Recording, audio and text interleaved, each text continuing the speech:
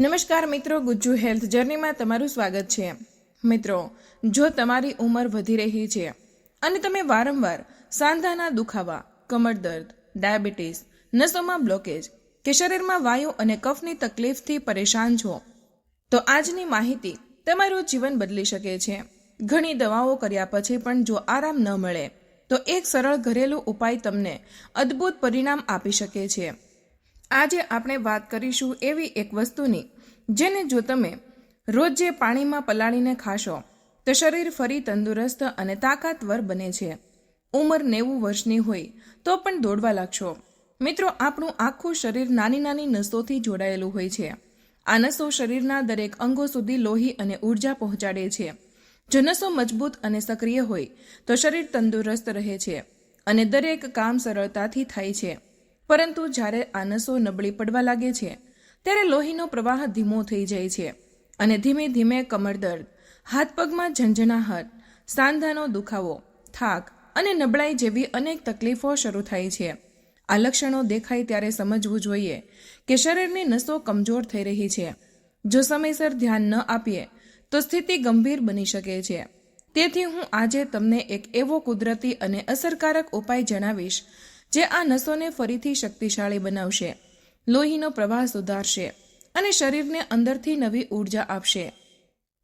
આ ઉપાય પૂરી રીતે ઘરેલું છે અને કોઈ સાઇડ ઇફેક્ટ વગરનો છે, પરંતુ જો તમે નિયમિત રીતે કરશો તો તમારું શરીર યુવાની જેવી તાજગી અને તાકાત અનુભવશે। તેથી વિનંતી છે કે આ માહિતી આખી જોજો, કારણ કે આ ઉપાય તમારા સ્વાસ્થ્ય માટે એક નવી શરૂઆત બની શકે છે અને જૂની બીમારીઓને પણ દૂર કરી શકે છે। મિત્રો, સાચી સમસ્યા એ છે કે નસો ધીમે ધીમે નબળી પડવા લાગે છે અને શરૂઆતમાં આપણને તેનો અહેસાસ પણ નથી થતો। જ્યારે આપણને ખબર પડે છે ત્યાં સુધીમાં ઘણી બધી સમસ્યાઓ એક પછી એક ઊભી થઈ ચૂકી હોય છે। કોઈને પગ કે હાથોની નસોમાં દુખાવો રહે છે, કોઈને બળતરા થાય છે, કોઈને શૂન્યતા પરેશાન કરે છે અને ઘણા લોકોને કળતર કે ઝંઝણાહટનો અનુભવ થાય છે। મેડિકલ ભાષામાં આવા દુખાવાને નર્વ પેન કહેવામાં આવે છે। આજે હું તમને વિગતવાર જણાવીશ કે નર્વ પેન કેમ થાય છે, નસોમાં બ્લોકેજ કેમ આવે છે અને આ બ્લોકેજને આપણે દવા વગર માત્ર ઘરેલું અને કુદરતી ઉપચારથી કેવી રીતે દૂર કરી શકીએ। મિત્રો, વિડીયોમાં આગળ વધતા પહેલાં તમને એક નાનકડી વિનંતી છે કે જો તમને આ વિડીયો ઉપયોગી લાગે અને તમને લાગતું હોય કે આ માહિતીથી કોઈને લાભ થઈ શકે છે તો કૃપા કરીને વિડીયોને લાઇક કરજો અને તમારા દરેક સોશિયલ મીડિયા પ્લેટફોર્મ પર શેર કરજો અને અમારી ચેનલ ગુજ્જુ હેલ્થ જર્નીને સબસ્ક્રાઇબ જરૂર કરી દેજો। સૌથી પહેલાં એ સમજવું જરૂરી છે કે નસો નબળી કેમ થાય છે।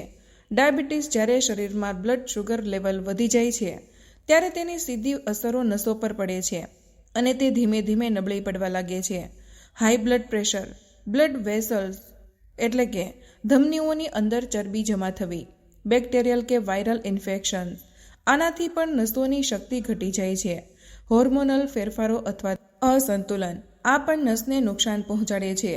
કિડની કે લીવરનું બરાબર કામ ન કરવું, જો આ અંગો યોગ્ય રીતે કામ ન કરે તો શરીરમાં રહેલા ઝેરી પદાર્થો બહાર નથી નીકળી શકતા અને નસોમાં જ જામીને બ્લોકેજ બનાવે છે। નસો નબળી થવાના સંકેતો આપણને કેવી રીતે ખબર પડે છે કે આપણી નસો નબળી થઈ ગઈ છે?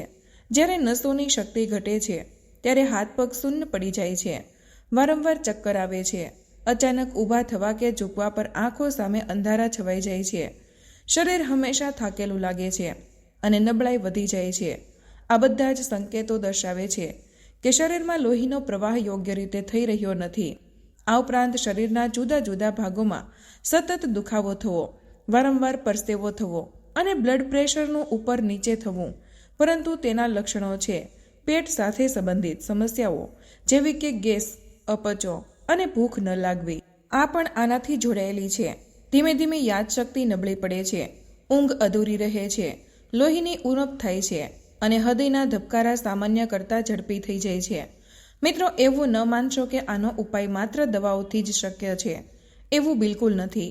જો આપણે કેટલીક ખાસ ઘરેલી વસ્તુઓને આપણા આહારમાં સામેલ કરી લઈએ અને જીવનશૈલીમાં થોડો ફેરફાર કરીએ તો આ સમસ્યાને મૂળમાંથી ખત્મ કરી શકાય છે। આ સાથે કેટલાક સરળ યોગાસનો અને પ્રાણાયામ છે જે નસોની નબળાઈ અને બ્લોકેજને ધીમે ધીમે દૂર કરી દે છે.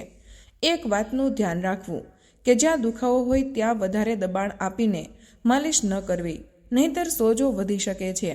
જો હાથ કે પગમાં દુખાવો હોય તો બરફથી કે હૂંફાળા પાણીથી શેક કરવો સૌથી સારો ઉપાય છે. આનાથી તરત રાહત મળે છે. સાથે જ ભસ્ત્રિકા પ્રાણાયામ અને અનુલોમ વિલોમ પણ અવશ્ય કરવા. આ નર્વસ સિસ્ટમને તાકાત આપે છે અને દુખાવાને ધીમે ધીમે ઓછો કરે છે. નસોના બ્લોકેજ માટેનો ખાસ ઉપાય. હવે વાત કરીએ એક ઘરેલું ઉપચારની. આ ઉપાયને યોગ્ય રીતે અપનાવવાથી 14-15 દિવસમાં જ સકારાત્મક અસર દેખાવા લાગે છે, પરંતુ તેને ઓછામાં ઓછું 1.5 મહિના સુધી નિયમિતપણે કરવું ખૂબ જ જરૂરી છે. જરૂરી સામગ્રી અને બનાવવાની રીત. નંબર 1. પાણી. 1 ગ્લાસ પાણીને સ્ટીલના વાસણમાં ગરમ કરવા મૂકો. નંબર 2. તજ. જ્યારે પાણી ઉકળવા લાગે ત્યારે તેમાં 1/2 ઇંચ તજનો ટુકડો નાખો. જો તમે બજારમાંથી આખી તજ લાવીને જાતે પીસીને તાજો પાવડર બનાવશો તો તે સૌથી વધુ અસરકારક રહેશે. આ પાવડરમાંથી માત્ર 2 નાની ચપટી પાવડર લેવો અને તેને ઉકળતા પાણીમાં નાખવો. નંબર 3. મોટી એલચી. 1 મોટી કાળી એલચીને હળવા હાથે દબાવીને તોડી લો અને તેને પણ ઉકળતા પાણીમાં નાખી દો. નંબર 4. લવિંગ. 2 થી 3 લવિંગને પણ હળવા હાથે કચરીને પાણીમાં ઉમેરો. જ્યારે આ ત્રણેય વસ્તુઓ તજ, એલચી અને લવિંગ પાણીમાં બરાબર ઉકળી જાય તો માત્ર 1 થી 1.5 મિનિટમાં તેનો ગુણકારી અર્ક પાણીમાં ભળી જશે. પછી ગેસ બંધ કરીને વાસણને એમ જ રહેવા દો, જેથી પાણી ધીમે ધીમે ઠંડુ થઈને સામાન્ય તાપમાને આવી જાય. હવે આ ઔષધીય પાણીને એક સ્વચ્છ કાપડ કે ઝીણી ગળણીથી ગાળી લો. અંતિમ સામગ્રી અને પીવાનો સમય. ગાળેલા પાણીમાં છેલ્લી સામગ્રી નાખવાની છે અને તે છે ગોળ. આશરે 1/2 ઇંચ જેટલો નાનો ટુકડો લઈને આ પાણીમાં નાખી દો. ગોળ ઓગળીને મિશ્રણમાં મીઠાશ પણ લાવશે અને તેના ગુણકારી અસરને પણ વધારશે.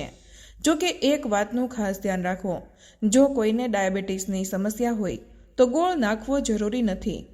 જો તમને ગળ્યો સ્વાદ પસંદ હોય તો ખૂબ જ ઓછી માત્રામાં ગોળ નાખી શકો છો. ગોળ વગર પણ આ ડ્રિંક એટલું જ અસરકારક રહે છે. જો કે ગોળ નાખવાથી તેની શક્તિ અને ફાયદા લગભગ 4 ગણા વધી જાય છે.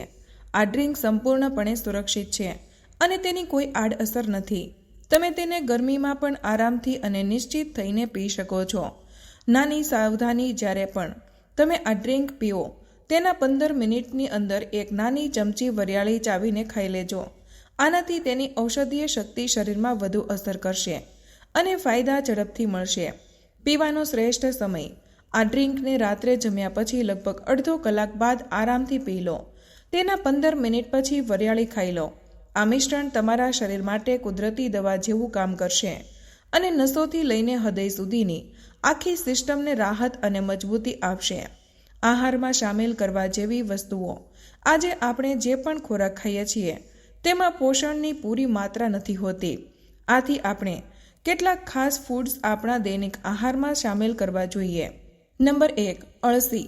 અળસીના બીજ ઓમેગા-3 ફેટી એસિડ અને આલ્ફા-લિનોલેનિક એસિડનો ઉત્તમ સ્ત્રોત છે.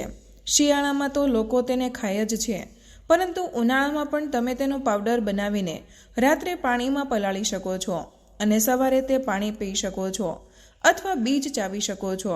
આનાથી નસોને મજબૂતી મળશે અને રોગપ્રતિકારક શક્તિ પણ વધશે. સિયા સીડ્સ. સિયા સીડ્સમાં ઠંડક આપવાનો ગુણ ખૂબ જ વધારે હોય છે અને તેમાં ઓમેગા-3 ફેટી એસિડ, પોટેશિયમ અને આયર્ન જેવા જરૂરી ખનિજો હોય છે. આ બધું નર્વસ સિસ્ટમને શક્તિ આપે છે અને શરીરમાંથી થાક અને નબળાઈને ધીમે ધીમે દૂર કરે છે. મિત્રો, આજે મેં આ સંપૂર્ણ માહિતી તમારી સાથે વિગતવાર શેર કરી છે. મને પૂરી આશા છે કે જો તમારી નસો નબળી પડી ગઈ હશે તો નસોમાં બ્લોકેજ હોય કે હૃદય સંબંધિત કોઈ પરેશાની હોય અને તમે લાંબા સમયથી ફક્ત દવાઓ પર નિર્ભર હોય તો એકવાર આ ઉપચાર ચોક્કસ અપનાવજો. ઓછામાં ઓછા 14-15 દિવસ સુધી તેને નિયમિતપણે અપનાવો અને પછી તમારા શરીર અને સ્વાસ્થ્યમાં જાતે જ ફરક અનુભવ કરશો. તો મિત્રો, આજનો વિડીયોમાં બસ આટલું જ. આજની આ માહિતી તમને કેવી લાગી અને આ વિડીયો કયા શહેરમાંથી સાંભળી રહ્યા છો તે કમેન્ટમાં જરૂર જણાવજો. માહિતી પસંદ આવી હોય તો વિડીયોને લાઇક અને તમારા મિત્રો સાથે શેર કરજો. ચેનલ પર નવા હોય તો ચેનલને સબસ્ક્રાઇબ કરવાનું ભૂલશો નહીં. મળીએ એક નવા વિડીયોમાં. ત્યાં સુધી બધાને જય શ્રી કૃષ્ણ. ધન્યવાદ.